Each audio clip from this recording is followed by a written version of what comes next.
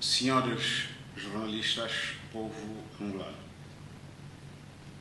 na sequência da acha deixada pelo meu colega deputado Olívio Quilum, que me antecedeu, e buscando clarificar melhor a última parte da sua intervenção, tenho a dizer o seguinte.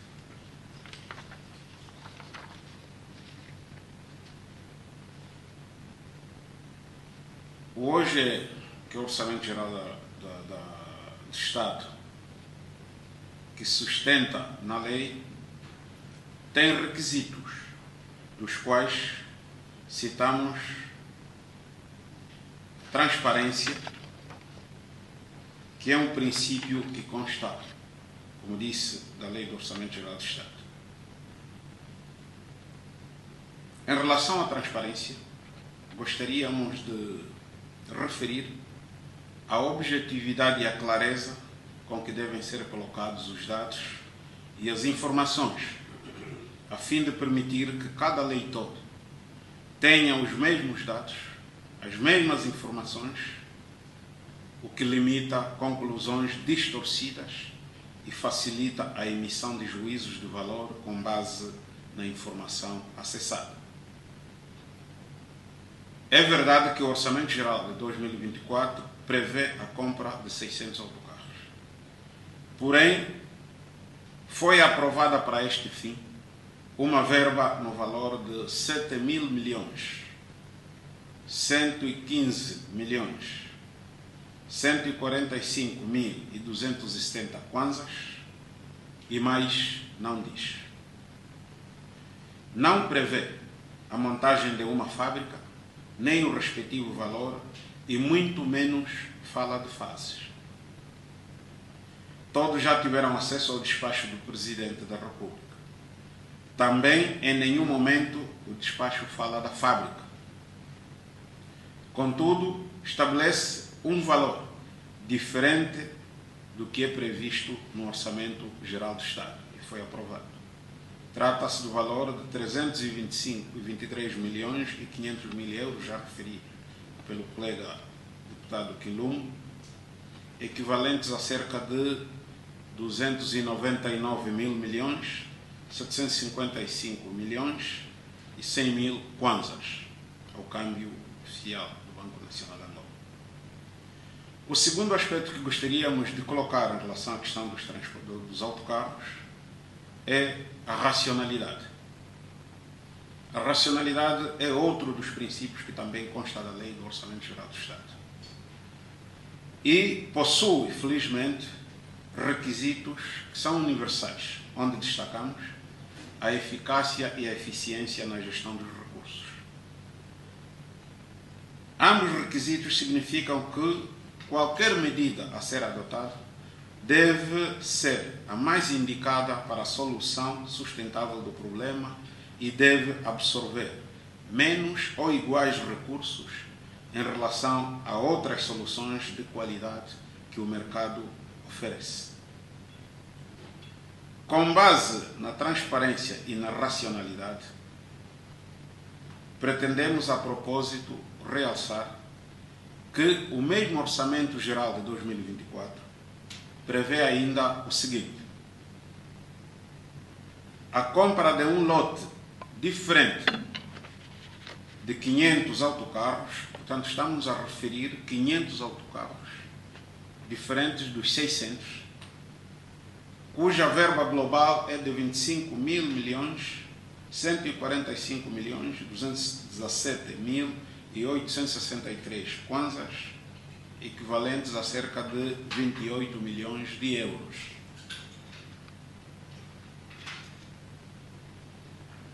Também o Orçamento Geral de 2024 prevê a intervenção em dois setores-chave para a solução da mobilidade, que são, no nosso entender, estruturantes, esses dois setores, e têm impacto direto nas províncias de Luanda, Cabinda, Zaire, Bengo, Mochico, Lundas Norte e Sul, medidas que incluem reabilitações, construção, reparações, aquisição de equipamentos, Tudo isto num valor global de 234 mil milhões, 832 milhões, 651 mil 787 kwanzas, equivalente a cerca de 253 milhões 434.763 euros. Referimos aqui dos transportes marítimos e ferroviários.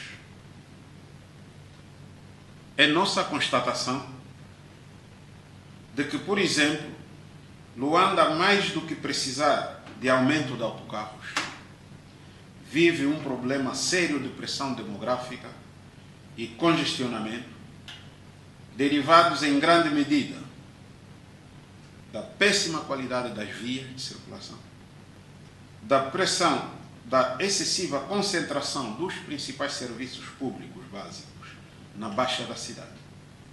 Por isso, mesmo que venham mais autocarros milionários, enquanto estes aspectos persistirem, enquanto as vias rodoviárias de acesso forem as mesmas, tudo o resto é apenas paliativo, distração e candonga para encher os bolsos dos membros governantes que tomam essas decisões que consideramos irracionais.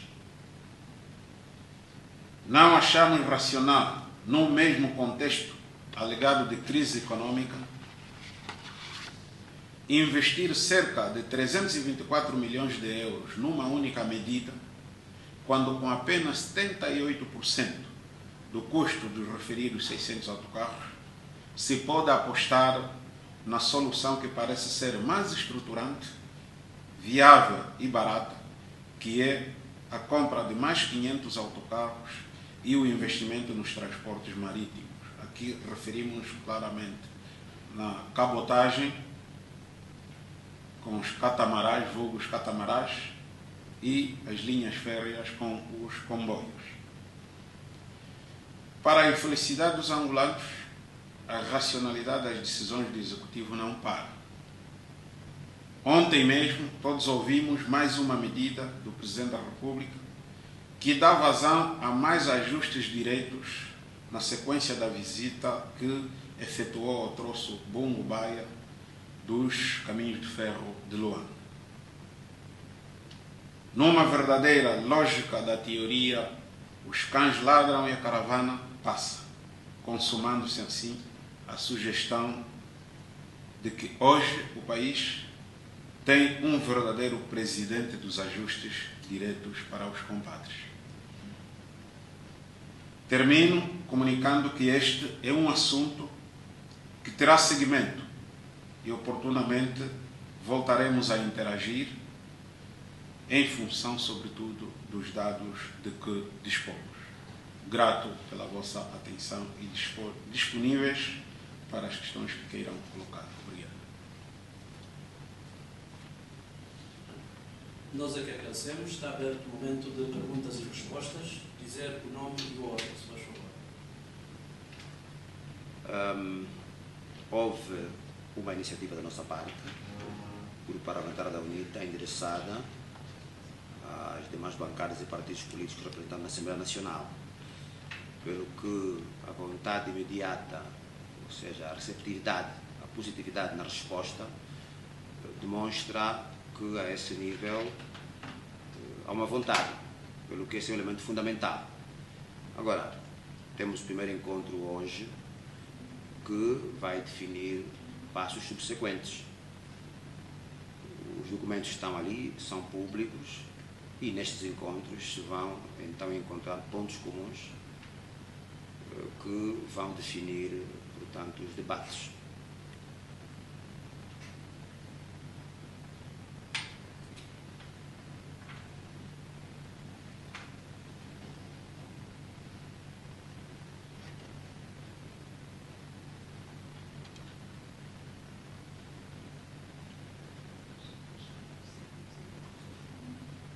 Joaquim Cabanho, Jornal de Angola. Gostaria de saber, diante dessa posição inequívoca do Presidente de fazer os ajustes diretos, que já é é recorrente. Qual será a solução? Qual é a posição que a UNITA vai? Porque os cães ladram e a caravana passa. Aliás, muito recentemente o Parlamento aprovou algumas medidas anti-corrupção, um projeto do governo, creio que é o Conselho de Ministros. No entanto, o Presidente persiste nessa sua posição. Diante de tudo isso, qual é a vossa posição?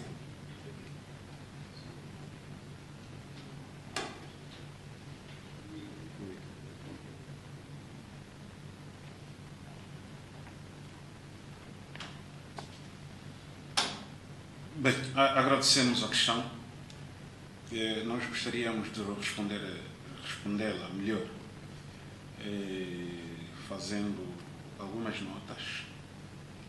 A primeira é a necessidade de nós situarmos o que a lei impõe. A segunda é a necessidade de nós refletirmos sobre os requisitos básicos de qualquer política pública, que deve olhar, de um lado, para o problema real e, do outro lado, para as soluções que propõe. E, em terceiro lugar, olharmos para a postura dos entes públicos, tanto a demandada pela lei, como aquela que deve decorrer da própria consciência enquanto ser humano. E aqui estamos a apelar diretamente à postura moral e ética. Portanto, como adultos, todos nós sabemos que há coisa de per si, que todos nós, cada um de nós sabe, que nem é preciso que a lei nos imponha, nem é preciso que alguém nos diga que é incorreto fazer, porque nós próprios temos consciência de que é incorreto. Em face disso, nós não só nós, quando digo nós, o Grupo Parlamentar da UNITA, e os angolanos no geral, quando levantam as questões, é exatamente porque todos nós sabemos que estamos protegidos pela Constituição e pela lei. Temos direitos, mas sobretudo temos deveres.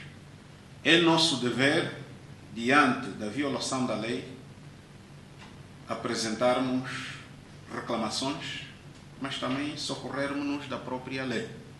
Aqui estou a dizer ao caro jornalista Cabanjo que não está descartada a hipótese dessas matérias transitarem para o âmbito dos tribunais, porque mais do que reclamarmos, concordamos consigo, de facto, o que conta é pôr-se cobro a esse tipo de comportamentos.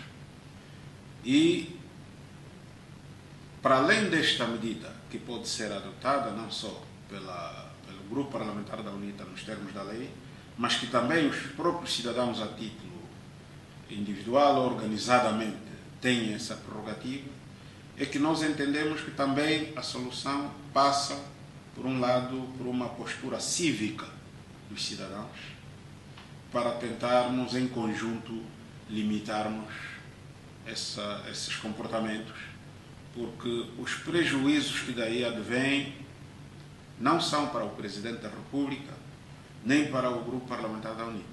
São prejuízos que, em grande medida, afetam a maioria esmagadora dos angolanos.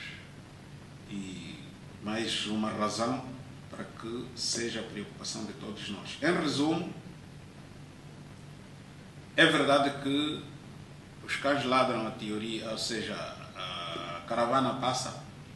Esta é, infelizmente, a postura que nós identificamos todos na atitude do Sr. Presidente da República, que devia ser o primeiro defensor e, por esta via, cumpridor da Constituição e das leis.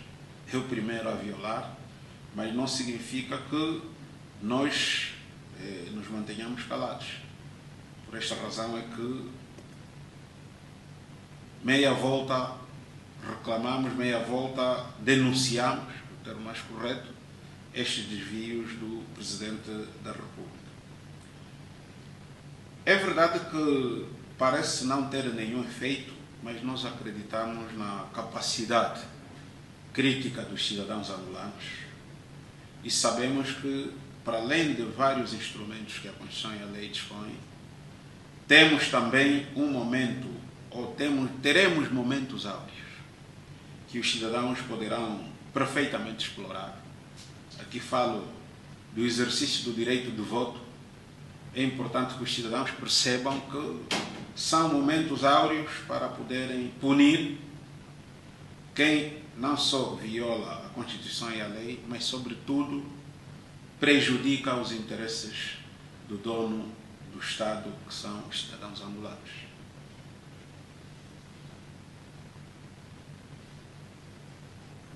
Simão Costa, jornalista da TPA. Eu queria que também voltassem a tocar na questão da compra dos distintos autocarros. Eu sei que o grupo parlamentar da UNITA está preocupado também com a questão da falta desses meios para a população. Mas a minha questão é, o que preocupa o grupo parlamentar é o valor da compra destes 600 autocarros ou quem vai comprar? Bem, aqui podemos dizer, em resumo, quase tudo. Tudo e mais alguma coisa. Não é em vão que nós falamos da transparência. Só invocamos esses dois critérios, a transparência e a racionalidade. Porque sabe que no exercício de servidores públicos de que estão investidos, o Presidente da República e os seus auxiliares, significa a obrigação de agirem em conformidade com a lei, mas, sobretudo, atenderem às necessidades mais prementes dos cidadãos angolanos. Logo, quando falamos da transparência, significa que todos nós ficamos a saber que há uma fábrica porque os cidadãos angolanos despoletaram este problema. Todos nós ficamos a saber que esta fábrica, ou seja, há também dentro da compra a possibilidade de se contratar serviços para a manutenção, etc, etc. Mas, se isso tudo fosse colocado no orçamento, seria algo diferente. O que se passa é que esses aspectos só estão a vir a terreiro numa lógica de bombeiro que vem apagar o incêndio. Portanto, em nenhum momento, nem o Orçamento Geral do Estado aprovado, nem o despacho do Presidente da República que autoriza esta verba de compra dos autocarros, fala das fábricas e, como dissemos no início, o mais agravante é que o orçamento prevê um valor e o despacho do Presidente prevê um valor fora do comum. Uma coisa é prever cerca de 8 milhões de dólares. Outra coisa é passar de 8 milhões para 324 milhões. Veja a grande diferença. Para depois virem nos justificar que vão montar uma fábrica. Por que a fábrica não veio inscrita no Orçamento Geral do Estado? Portanto, estamos a falar aqui na lógica da transparência.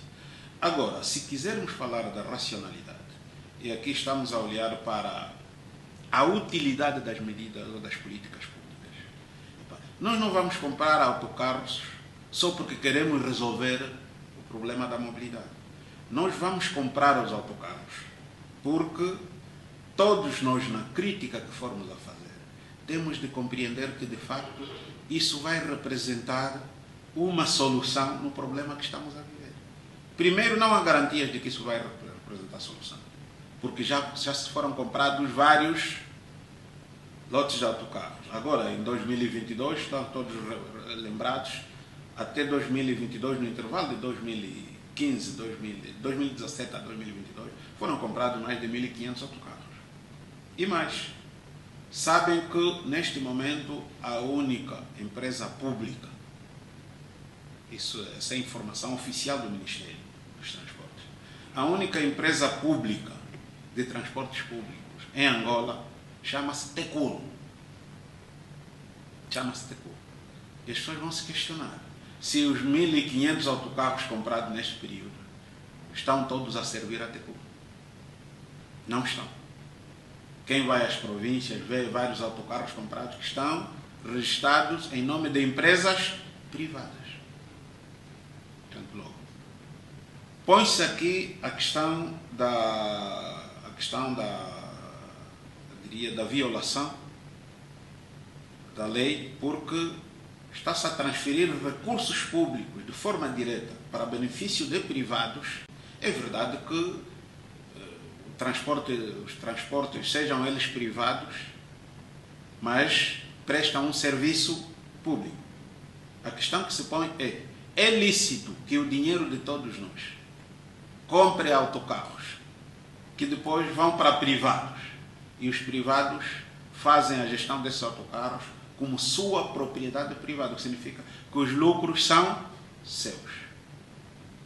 Porque é só olhar para os relatórios e contas prestados pelas empresas públicas para percebermos se a única empresa pública é a TECU, só verem quantos autocarros tem a TECU e de quanto é que a TECU, arrecada de receitas para os cofres dos Estados anualmente, para percebermos que há aqui uma atitude que é a de peculato, tirar diretamente recursos públicos para beneficiar privados.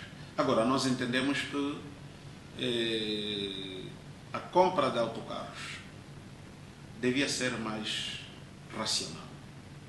Então, se o governo final conhece uma fonte onde compra 500 autocarros por cerca de 28 milhões de euros, por que tem que comprar 600 autocarros por 320 e tal milhões? Neste valor, qual é o preço real da fábrica? Qual é o preço real dos autocarros? Ninguém conhece. Okay? Então, e nós entendemos que, para o caso de Luanda, por exemplo, já foram várias vezes abordadas essas questões. A solução da mobilidade de Luanda em particular, estamos a falar de Luanda, por exemplo, que acaba por representar quase 70% do problema do país. Mais do que comprar autocarros, nós temos de pensar nas soluções que atacam os problemas de forma mais estruturante. Para o centro da cidade de Luanda, se tanto, você tem 3 linhas de acesso. Okay? Você tem uma linha Cacoaco, tem uma linha Viana e tem uma linha Benfica. Significa, todas essas linhas convergem para onde? Para o centro da cidade, que nem é centro, que é a Baixa de Luanda. Okay? Todo mundo corre para aqui. Portanto, é isto que resolve o problema? Pensamos que não. É preciso descongestionar Luanda em 2 medidas. Uma, é preciso conter o fluxo populacional das várias províncias para Luanda. É preciso descongestionar Luanda, okay? Atraindo as pessoas para outras províncias, fazendo projetos que atraiam as pessoas para aquelas províncias, porque hoje todo mundo corre para Luanda por causa do imediatismo nas soluções. Toda a gente percebe que em Luanda basta saber se virar. Você consegue uma fórmula. Não só dizer vive dignamente, não. Você consegue uma fórmula para sobreviver. Basta ser ousado. Okay? É o que se diz fora de Luanda. Uns dizem que se você for um criativo, até para escalar peixe, até para transportar sacos debaixo do prédio, há 1001 formas.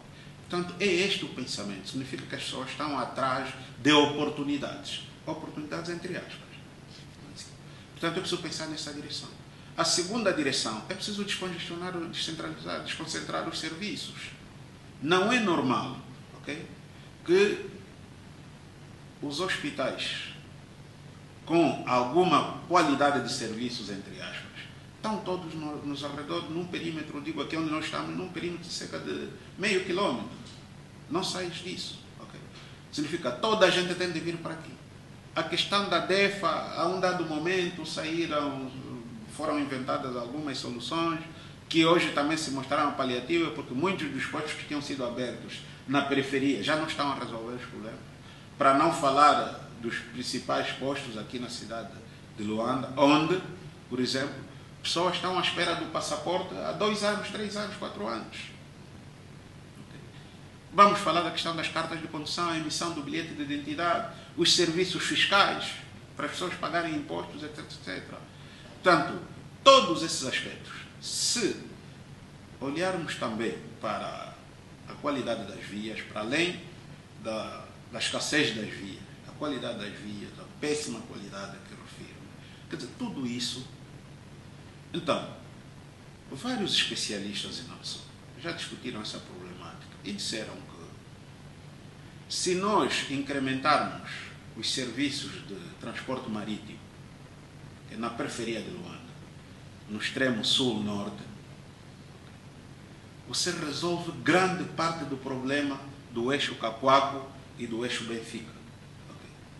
Se resolvermos o problema, incrementarmos a circulação do comboio, okay, do caminho de ferro de Luanda, com as suas devidas ramificações e circulares, você resolve boa parte do problema de muitos táxis e autocarros que têm de congestionar as vias para vir aqui ao centro.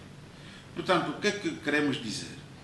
É que para pessoas que estudaram como qualquer um de nós, e nem preciso estudar tanto para saber disso, sabe qual é o problema e qual é a solução. Por que que tende a ir para uma solução? Okay? Em primeiro lugar, não vai resolver o problema. E em segundo lugar, enterra tanto dinheiro. Não estamos a falar de coisas que não estamos a propor ou que estamos aqui a inventar. Não estamos a falar de medidas que estão previstas no Orçamento Geral do Estado. Eles prevêem o alargamento da linha férrea de Luanda, prevêem ligações, novas ligações da linha férrea, do caminho de ferro de Benguela para o leste, para ligar as províncias do leste, Mochico, aliás, Lunda Norte e Lunda Sul. Prevêem também a extensão do caminho de ferro de Luanda, que já me referi, a questão da cabotagem, que estamos a falar dos catamarãs. Os catamarãs. Portanto, para além dessas infraestruturas todas que me referi, prevê a compra de mais não sei bem o técnico que melhor se aplica, o termo técnico que melhor se aplica, mas sei que popularmente sabemos as carruagens do comboio. Significa comprar mais comboios, ok? Etc, etc. Tudo isso está previsto no orçamento e num valor global de cerca de 270 e pouco milhões de euros. E a questão que se põe é: aqui se inclui a compra dos 500 autocarros. Significa que até podiam passar de 500 autocarros para 1000 autocarros. Okay? Teriam gasto muito menos do que os 324. Nossa questão é: por que que, para resolver todos esses aspectos que atacam o problema pela raiz, você precisa de gastar menos de 280 milhões de euros e vai gastar 328 milhões apenas na compra de 600 autocarros, que são, com os seus custos associados, se tem fábrica ou não tem fábrica. Para nós aqui o problema é um problema de, diríamos assim, do rácio custo-benefício. Okay? Do rácio custo-benefício.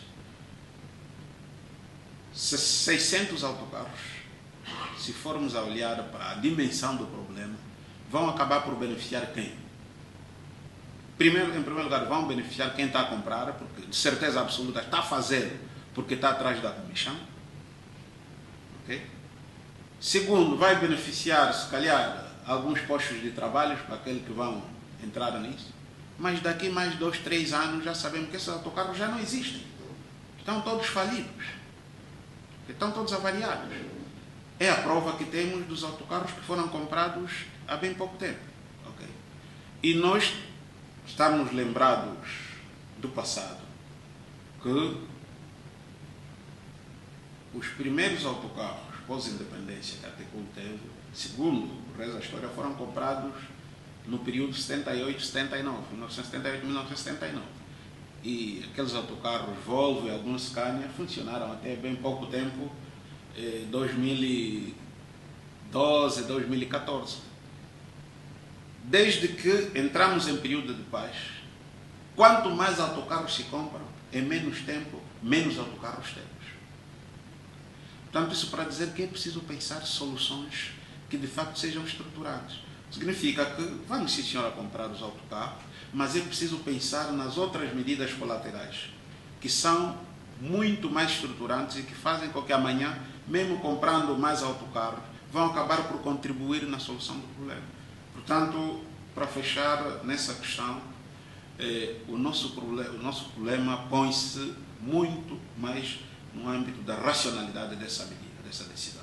Para nós, é uma decisão que deixa suspeitas claras de que o maior interesse dessa compra são os ganhos que implicam, ou seja, os ganhos que os que estão a decidir têm com isso a título privado e não o benefício dos angolanos.